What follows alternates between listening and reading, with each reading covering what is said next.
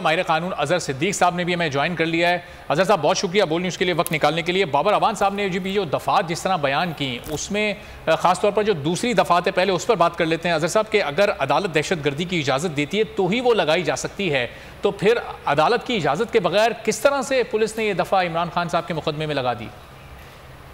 हाँ, बहुत शुक्रिया। देखिए, बुनियादी तौर पर जो पहला पर्चा भी अगर आप देखिए तो वो गैर कानूनी है और वो हो नहीं सकता फॉर नंबर ऑफ रीजन।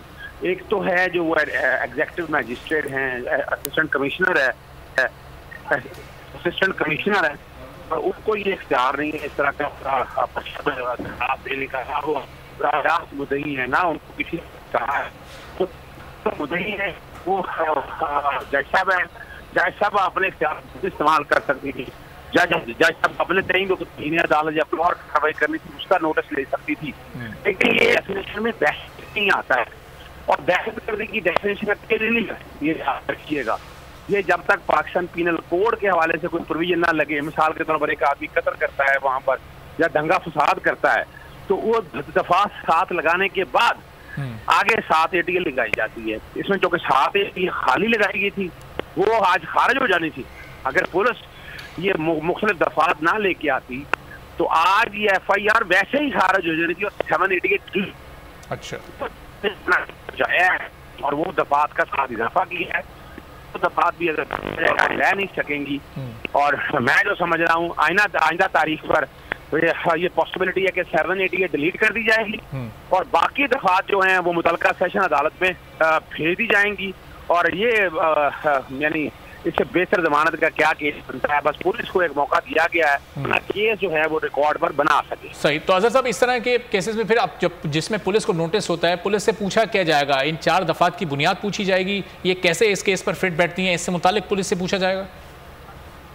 देखिए, यहाँ तो मिसाल के तौर पर यह मुझसे अगर पूछे तो ये मुकदमा काबिल अखराज बनता है। यानी ये मुकदमा दर्ज ही नहीं हो सकता था। आप कर लिया, पुलिस ने इन्वेस्टिगेशन वजूहत पूछेगी, इन्वेस्टिगेशन में आपने क्या देखा है, क्या मटेरियल था।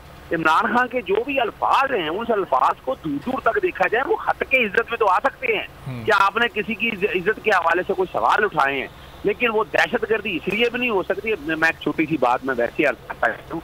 मिसाल के तौर पर एक आदमी धमकी देता है कि मैं आपको जान से मार दूंगा, वो 500 302 लग जाएगी। 302 तो तब लगनी है कि जब कोई बंदा मार दिया जाएगा। तो वो ज्यादा से ज्यादा जो है वो पाकिस्तान पीनल कोड में सर्टन दफात है, उस कॉन्टेक्स्ट में देखा जाए तो वो लग सकती हैं और वो भी मुतल्लिका मुद्दई को खुद आना पड़ेगा क्योंकि ये उसकी नेचर इस कॉन्टेक्स्ट में है और उसको वो वैसे वो इख्तियार भी इस्तेमाल कर रही थी तो उसके मुताबिक वो सारा कुछ दे सकती है। लेकिन इन हालात के अंदर 788 का जो वजूद है वो मैं नहीं समझता वो बरकरार है। तो अजहर साहब, इसका मतलब कि इन दफात का गलत इस्तेमाल इस केस में पुलिस ने किया है। अब ये गलत इस्तेमाल करने पर पुलिस के खिलाफ भी क्या कोई कार्रवाई हो सकती है जिस मुतल्लिका पुलिस ने मुकदमा दर्ज किया?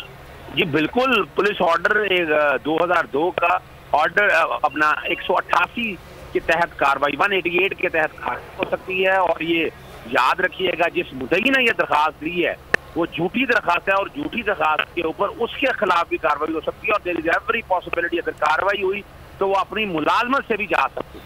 सही। एक बार फिर नंबर 1 सब्सक्राइब करें और बेल दबाएं ताकि कोई खबर रह न जाए।